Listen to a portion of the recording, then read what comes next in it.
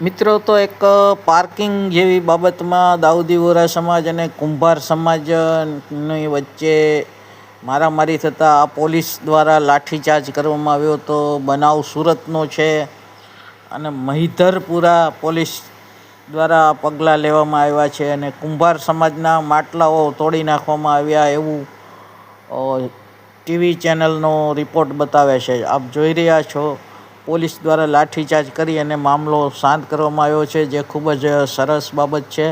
પરંતુ શાંત અને સમજુ ગણાતી દાઉદી વોરા કોમમાં આ બનાવ બને એ ખરેખર દુઃખદ બાબત છે. આપ સર્વેનો ખૂબ ખૂબ આભાર. આપ જોઈ રહ્યા છો કે પોલીસ મામલો થાળે પાડી રહી છે.